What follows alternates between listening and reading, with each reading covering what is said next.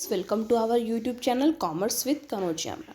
Students, आज की जो हमारी वीडियो है वो चैप्टर नंबर 5 एचआरएम सीरीज़ की स्टार्ट होने वाली है। एचआरएम सीरीज़ में हमने 4 चैप्टर अपने कंप्लीट कर लिए हैं। अब ये 5th चैप्टर स्टार्ट होने जा रहा है जो कि पार्ट नंबर 1 वीडियो है चैप्टर नंबर 5 की, जिसका नेम है प्लेसमेंट एंड इंडक्शन। हमारे न्यू चैप्टर का नाम है प्लेसमेंट एंड इंडक्शन। तो चलिए student, without getting let let's start today's topic placement and induction. तो फर्स्ट हम करेंगे प्लेसमेंट के बारे में पढ़ेंगे। इस वीडियो में हम प्लेसमेंट का जो भी टॉपिक है सारा वो कवर कर लेंगे और इससे नेक्स्ट वीडियो बनाएंगे, वहाँ से शुरू करेंगे हम इंडक्शन प्लान। ठीक है, तो चलिए स्टूडेंट, प्लेसमेंट क्या होता है पढ़ लेते हैं। Introduction. Placement is a process of assigning a specific job to each of selected candidate. देखो, इससे पहले यानी इससे प्रीवियस चैप्टर के अंदर हमने रिक्रूटमेंट प्रोसेस पूरी कर ली थी। ठीक है, रिक्रूटमेंट प्रोसेस के थ्रू हमने क्या किया था, कैंडिडेट्स को सिलेक्ट किया था। बहुत सारे जो हमें सही लगे थे, जो स्किलफुल पर्सन थे, क्वालिफाइड थे, एलिजिबल थे हमारी जॉब के लिए, उनको क्या किया, सिलेक्ट कर लिया था। ठीक है, हो गया सिलेक्शन। अब उन सिलेक्टेड पर्सन को स्पेसिफिक जॉब पर असाइन करना है, उसे हम प्लेसमेंट बोलते हैं। ठीक है, it is an actual posting of an employee to the specific job. ये एक्चुअल जो है पोस्टिंग कर रहे हैं हम एम्प्लॉय की एक स्पेसिफिक जॉब पे प्लेसमेंट के through. Placement is a process of placing the right person on the right job. एक राइट पर्सन को राइट जॉब पे प्लेस करना प्लेसमेंट कहलाता है। It involve assigning a specific rank and responsibility to an individual. एक individual को एक specific rank provide किया जाएगा कि आपकी जॉब का रैंक ये है और आपकी रिस्पॉन्सिबिलिटी ये बनेगी इसके लिए। Placement is not as simple as it looks. इतनी सिंपल नहीं होती जितना लगता है कि प्लेसमेंट ईजी होता है। ईजी नहीं है। Employee should be placed according to the requirement of the job and the job should not be adjusted according to the requirement and qualification of the employees. यानी एम्प्लॉयज़ ऐसे ढूंढे जाते हैं, ऐसे एम्प्लॉयज़ को प्लेस किया जाता है जो जॉब के रिक्वायरमेंट के अकॉर्डिंग हो, ना कि हम एडजस्ट कर देंगे किसी भी एम्प्लॉय को या जॉब को एडजस्ट कर देंगे, उसकी क्वालिफिकेशन को एडजस्ट कर देंगे। ऐसा नहीं होगा। हम एम्प्लॉयज़ ही वही ढूंढेंगे जो उस जॉब को सूटेबल हो। ठीक है, तो ये हो गया हमारा प्लेसमेंट का इंट्रोडक्शन। अब आगे देखिए, placement is highly significant in the HR process because it improves the employees' morale, helps in reducing employees' turnover, reduces absenteeism and also reduce accident rates in the company.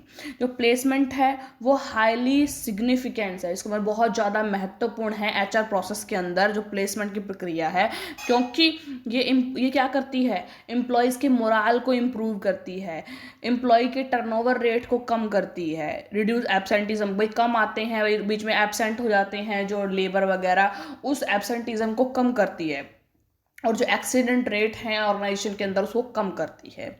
This further haves the candidate to work as per the predetermined objective of the organisation.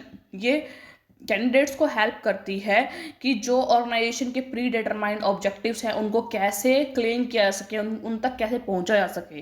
Placement of right person at the right job is a most important task. यानी कि एक सही person को सही जगह पर job लगाना एक बहुत इंपॉर्टेंट टास्क है। मिसप्लेसमेंट में रिजल्ट इनटू फॉलोइंग। अगर आप मिसप्लेसमेंट कर दोगे, देखो प्लेसमेंट करनी है हमें सही लोगों की सही जगह पे, बट अगर आप राइट पर्सन को राइट जॉब पर नहीं लगाओगे, मतलब उसको लगाना आपको सेल्स डिपार्टमेंट था, आप डिपार्टमेंट में था, आपने लगा दिया उसको परचेज डिपार्टमेंट के अंदर, तो क्या उस मिसप्लेसमेंट से क्या हैपनिंग होगा, तो देखो क्या रिजल्ट निकलेंगे उसके। Employees dissatisfaction and frustration. देखो, जब जिस बंदे को अपने अकॉर्डिंग, अपने काम के अकॉर्डिंग जॉब नहीं मिलेगी तो उसके अंदर डिससेटिस्फैक्शन की भावना आ जाएगी और क्या होगा, वो फ्रस्ट्रेट रहेगा ऑलवेज। ठीक है, आगे है लोअर प्रोडक्टिविटी। नॉर्मल सी बात है, उसको जहाँ पर लगाना चाहिए था वहाँ नहीं लगाया तो वो अपने काम में ज़्यादा प्रोडक्टिव होगा, वो दूसरे के काम में कम प्रोडक्टिव होगा, तो लोअर प्रोडक्टिविटी आएगी। Employee can never give his best to the organisation. अपना बेस्ट नहीं दे पाएगा क्योंकि वो अपने पसंद की जॉब नहीं कर रहा। लैक ऑफ इंटरेस्ट, उसका इंटरेस्ट नहीं होगा दूसरे काम में, है ना। मोर लेबर टर्नओवर, ज़्यादा से ज़्यादा लोग छोड़ के चले जाएंगे, भाई हमारे को काम में इंटरेस्ट ही नहीं है तो हमें काम दे दिया गया ये और हमसे नहीं हो रहा तो हम छोड़ के जा रहे हैं। डिक्रीज मोराल, मोराल, उनका जो मनोबल होगा वो गिरेगा, बढ़ेगा नहीं। एक्सीडेंट एंड एब्सेंटिज्म, एक्सीडेंट बढ़ेंगे क्योंकि वो उस काम को नहीं जानता किस तरीके से करना है, तो एक्सीडेंट्स बढ़ेंगे और एब्सेंटिज्म बढ़ेगी, मतलब जब जिस बंदे को काम में मन नहीं लग रहा तो वो एब्सेंट रहेगा, ज़्यादा अच्छी तरीके से काम नहीं कर पाएगा। आगे है टाइप्स ऑफ प्लेसमेंट। देखो दो टाइप से प्लेसमेंट होती है, एक डिफरेंशियल प्लेसमेंट होती है, एक ट्रेडिशनल प्लेसमेंट होती है। अब देखो डिफरेंशियल प्लेसमेंट क्या होती है। Differential placement, it attempts to match the candidate skills, knowledge, aptitude, abilities with various job for which he can be most suitable। देखो इसके अंदर क्या होता है, एक कैंडिडेट्स की स्किल, नॉलेज और एप्टीट्यूड और एबिलिटी जितनी भी कुछ है, उसको जितनी भी जॉब है ना उनसे मैच किया जाता है, जितने मतलब कि ऑर्गेनाइजेशन के अंदर जितनी भी जॉब है उससे मैच किया जाता है। An attempt is made to specify the various position post for which candidate is most suitable. फिर मान लो एक बंदे की इतनी एबिलिटीज़ हैं कि वो 4 जॉब के लिए, मतलब 4 टाइप की जॉब के लिए सुटेबल पर्सन है, ठीक है। It provides increase flexibility to HR manager to effectively use of such candidate. और जब हम ऐसे मैच करके पता चलता है कि हमें ये बंदा 4 जॉब के लिए सुटेबल है, तो यानी इसको इससे इस पर्सन को हम क्या कर लेंगे, एक इफेक्टिव कैंडिडेट के रूप में रख लेंगे, क्योंकि वो 4 जॉब को परफॉर्म कर सकता है। आने वाले टाइम में अगर हमें ये 4 जॉबों में से कोई भी जॉब इस पर्सन से करवाई जाए तो वो अच्छी तरीके से उसे कर देगा, वो होता है डिफरेंशियल प्लेसमेंट, ठीक है। आगे होता है ट्रेडिशनल प्लेसमेंट, यानी पुराने टाइम में तो ट्रेडिशनल प्लेसमेंट का यूज़ किया जाता है। क्या है, it attempts to match the candidate skills, knowledge, aptitude, abilities with one specific job for which he can be most suitable. सिर्फ एक ही स्पेसिफिक जॉब से उसकी स्किल्स, नॉलेज वगैरह मैच किया जाता है और वही स्पेसिफिक जॉब उसको दी जाती है, ठीक है, वो होता है traditional placement। The kind of placement is used when there is a sufficient supply of desired candidates in the market। ये placement कहाँ यूज़ की जाती है, जब मार्केट के अंदर कैंडिडेट्स की सफिशेंट सप्लाई है तो हम सीधा उठा के उनको स्किल्स मैच करके उनको एक स्पेसिफिक जॉब दे देते हैं, ठीक है, तब होता है ये। आगे देखिए objective and significance of placement. अब प्लेसमेंट की जाती है, क्यों की जाती है, उसके क्या ऑब्जेक्टिव, क्या उद्देश्य है, क्या महत्व है प्लेसमेंट करने का। फर्स्ट है रिडक्शन इन फ्रस्ट्रेशन। देखो जब राइट पर्सन को राइट जगह पर नियुक्त किया जाएगा, यानी प्लेसमेंट दी जाएगी, जॉब दी जाएगी, तो उससे क्या होगा, जो एम्प्लॉय होगी उसकी फ्रस्ट्रेशन कम होगी, क्योंकि उसे वही काम दिया गया है जो उसे आता है, जिस फील्ड में वो अच्छा है वही काम उसे दिया गया है, जिससे क्या होगा, उसकी फ्रस्ट्रेशन कम हो जाएगी। Placement clarify the rank, job and responsibility associated with it, so the employees are made clear on each and every aspect related to the job. This helps to keep their morale high and reduces the unnecessary frustration among them। उनका morale increase होगा और frustration कम होगी। Reduction in labour turnover rate. अगर आप सही से placement करोगे, मतलब राइट पर्सन को राइट जगह पे लगाओगे, तो लेबर टर्नओवर रेट में कमी आएगी। क्यों आएगी, क्योंकि जिस पर्सन को जो काम सुटेबल लगता है और अच्छा लगता है आप उसे वहीं पर प्लेस करोगे, उसी जॉब पर प्लेस करोगे, तो वो क्या होगा, आपके लेबर आपको छोड़कर नहीं जाएंगे, उनका मोरल इंक्रीज होगा और वहीं रहेंगे वो, ठीक है, आपके लिए लॉयल रहेंगे। Reduction in absenteeism. Placement takes into consideration the ability and skill of the employee. Ranks and jobs are assigned accordingly. This helps in reducing the rate of absenteeism। देखो रैंक्स और जॉब उनके according उनको दिए जाएंगे, तो normal सी बात है, एक बंदा बिना मन के काम कर रहा है वो ज़्यादा एब्सेंट रहेगा, ठीक है, उसको मन ही नहीं है यार क्या करना है ऑफिस जाके, ऐसा हो जाता है, ठीक है। और अगर उसके मन की जॉब है और वो इंटरेस्टेड है अपनी जॉब के अंदर, तो वो क्या करेगा, एब्सेंट नहीं रहेगा ज़्यादा। उसके मन की जॉब है, आज देखें क्या काम करेंगे ऑफिस में जाके, तो क्या होता है, जब इंटरेस्टेड होता है ना बंदा अपने काम में, तो वो एब्सेंट कम होगा। सिर्फ वो एब्सेंट होगा बहुत ज़रूरी काम में या फिर वो बीमार वगैरह है तब होगा, ठीक है। रिडक्शन इन एक्सीडेंट्स, एक्सीडेंट्स कम होंगे।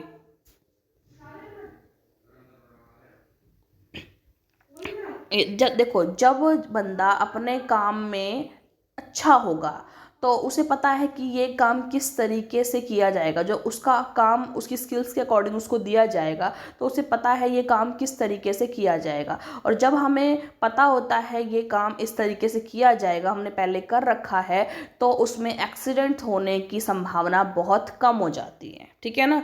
जो जिस एरिया में जो बंदा स्पेशलाइज्ड है उसे वही काम दिया जाएगा, तो उससे एक्सीडेंट होने की संभावनाएं बहुत कम हो जाती है, रेयर हो जाती है, ठीक है। Matching of ability with job, यानी पर्सन की, देखो जो जिस पर्सन की एबिलिटी जितनी है उसको वही टाइप की जॉब देना, उससे क्या होता है जॉब की और उस पर्सन की एबिलिटी मैच हो जाती है। अगर दोनों की एबिलिटी मैच हो रही है दैट मीन्स वो जॉब अपनी अच्छी तरीके से करेगा। ठीक है, आगे है टाइमली कंप्लीशन ऑफ प्रोजेक्ट। अगर आप जितनी स्किल्स और नॉलेज इस पर्सन को है उसके अकॉर्डिंग उसको जॉब प्रोवाइड करोगे और उसके इंटरेस्ट की वो जॉब होगी तो वो आपको टाइमली आपका काम कंप्लीट करके देगा, क्योंकि उसका इंटरेस्ट उसमें है और उसको वो काम आता है। ठीक है, तो इसलिए वो आपको जो आपके प्रोजेक्ट हैं वो टाइमली कंप्लीट करके देगा। अचीवमेंट ऑफ ऑब्जेक्टिव, वो आपके जो ऑब्जेक्टिव्स हैं ना, ऑर्गेनाइजेशन के ऑब्जेक्टिव्स हैं उसको जल्दी से जल्दी क्लेम करवाने में आपकी मदद करेगा, क्योंकि वो एक उसका मोराल इंक्रीज है, क्योंकि उसको जो जॉब चाहिए थी वो रैंक की जॉब उसको मिल गई। ठीक है, और अगर उसको उसकी क्या कहते हैं ना, उसकी विशेष पूरी हो गई तो वो आपकी विशेष पूरी करवाने में भी आपकी मदद करेगा, यानी आपके ऑब्जेक्टिव्स भी क्लियर करवाने में वो आपकी मदद करेगा। तो ये हो गई कुछ सिग्निफिकेंस और ऑब्जेक्टिव ऑफ प्लेसमेंट। आगे है प्रॉब्लम इन प्लेसमेंट। तो देखो क्या क्या प्रॉब्लम्स आती हैं प्लेसमेंट करते वक्त। As discussed earlier, placement is not an easy job. देखो हमने पहले बात कहा था कि प्लेसमेंट इजी जॉब नहीं है। It requires matching the job requirement with the candidate skills, ability, potential, capacity and their expectation toward the organisation. ये क्या करता है, इसमें क्या रिक्वायरमेंट होती है कि जॉब की रिक्वायरमेंट को पर्सन की रिक्वायरमेंट जितनी है उसकी एबिलिटीज़ उससे मैच करना और उसको वो जॉब प्रोवाइड करना, ये वाली प्रोसेस को हम प्लेसमेंट बोलते हैं। प्रॉब्लम इन प्लेसमेंट में arise either due to wrong selection और ड्यू टू रॉन्ग प्लेसमेंट और बोथ। देखो प्लेसमेंट की प्रोसीजर में प्रॉब्लम कब आती है, या तो आपने रिक्रूटमेंट करी थी ना, तो उसमें रिक्रूटमेंट प्रोसेस से जो आपने पर्सन सेलेक्ट करे वो ढंग के पर्सन सेलेक्ट नहीं करे, या तो तब प्रॉब्लम आएगी, या फिर उन जो सिलेक्टेड पर्सन को आपने सही जगह पे प्लेस नहीं किया तब प्रॉब्लम आएगी, या आपने दोनों चीज़ ही गलत कर दी तब प्रॉब्लम आएगी। The problem of placement are explained as under. देखो कौन कौन सी प्रॉब्लम आती है। First, employees expectation from the job. देखो एम्प्लॉय कुछ एक्सपेक्ट कर रहा है जॉब से, ठीक है, और लेकिन उस जॉब के अंदर वो उसे नहीं मिला करने को, तो क्या होगा, उसका मोराल डिक्रीज हो जाएगा, उसका मन नहीं लगेगा काम करने में, उसका इंटरेस्ट नहीं होगा काम करने में, तो क्या होगा, वो ढंग से काम नहीं कर पाएगा, और ढंग से काम नहीं कर पाएगा तो वो ऑर्गेनाइजेशन के गोल्स को पूरा करवाने में आपकी बिल्कुल भी मदद नहीं कर पाएगा। देखो the employees joining the organisation है सर्टेन एक्सपेक्टेशन। हर बंदे की एक्सपेक्टेशन होती है कि मुझे यहाँ ऐसा काम मिलेगा, मेरा ऐसा कैबिन होगा, मैं इस तरीके से काम करूँगा, ये है वो है, मेरे को ये बेनिफिट्स मिलेंगे, मेरे को ये सर्विसेज मिलेंगी। ठीक है, they expect good salary status to achieve their personal goals. खुद के भी पर्सनल गोल्स होते हैं, उनको अचीव करने के लिए एक एक अच्छे रैंक की जॉब, एक अच्छी सैलरी, ये सब चीज़ के हर बंदे की एक्सपेक्टेशन होती हैं। Sometimes salary offer to employees below his expectation, कभी कभार उसकी एक्सपेक्टेशन से कम सैलरी उसको ऑफर होती है। It may result into mismatch between employees expectation and the job. इससे क्या होगा, मिसमैच हो जाएगा उसकी एक्सपेक्टेशन का और उसकी रियल जॉब का, जिससे क्या होगा, उसका इंटरेस्ट थोड़ा कम रहेगा, वो तरीके से काम नहीं कर पाएगा। तो इससे क्या होगा, प्लेसमेंट की प्रोसेस में क्या आएगी, प्रॉब्लम आएगी। ठीक है, आगे है job expectation. There must be perfect match between job expectation and employees knowledge and skills. Sometimes job expect a little bit higher knowledge and skill than actually possessed by the selected employee. The mismatch between the two may create problem for organization. देखो job expectation भी high होती है कभी कभार। हमारे organisation में अगर कोई वैकेंट पोजीशन है, उसके लिए, उस जॉब के लिए हमारी एक्सपेक्टेशन बहुत हाई है कि जो इस जॉब पर बैठने वाला पर्सन होगा, जिसको ये जॉब दी जाएगी, उसमें ये क्वालिटीज़ होनी चाहिए, उसमें ये स्किल्स होनी चाहिए, उसमें ये नॉलेज होनी चाहिए। लेकिन कभी कभार हमें वैसा पर्सन नहीं मिल पाता, उस तरीके का सिलेक्टेड पर्सन जो है वो नहीं मिल पाता हमें। तो इसलिए क्या होता है, ऑर्गेनाइजेशन के लिए प्रॉब्लम्स क्रिएट हो जाती हैं अगर ऐसा पर्सन को हम उस जॉब पर बैठा देते हैं तो। Technological changes. Organizations are dynamic. They are adapting latest techniques to keep ahead of their competitors. The employee's knowledge may become obsolete if he does not update himself. Become misfit for the job due to technological changes. देखो technology change होती है ना, तो मतलब पुराने employees हैं जो पुराने लग रहे हैं, उनको नई टेक्नोलॉजी के बारे में नहीं पता, तो जिससे क्या होता है, एम्प्लॉयज़ उस पोजीशन के लिए मिसफिट हो जाते हैं, क्योंकि टेक्नोलॉजी चेंज होती आती है धीरे धीरे, ठीक है। तो ये भी एक प्लेसमेंट का एक तरह से प्रॉब्लम क्रिएट करता है प्लेसमेंट प्रोसेस के अंदर। ऑर्गेनाइजेशनल रिस्ट्रक्चरिंग, आपने और अपने ऑर्गेनाइजेशन को रिस्ट्रक्चर कर रहे हो, organisation resorts to merger, amalgamation कर रहे हो। रिस्ट्रक्चरिंग के थ्रू यही होता है, रिस्ट्रक्चरिंग आपने अकाउंट्स के अंदर पढ़ा होगा, ऑर्गेनाइजेशन रिस्ट्रक्चर होता है, यानी कि मर्जर कर रहे हैं, अमालगमेशन कर रहे हैं, एक्विजिशन कर रहे हैं, राइट साइजिंग कर रहे हैं, etc.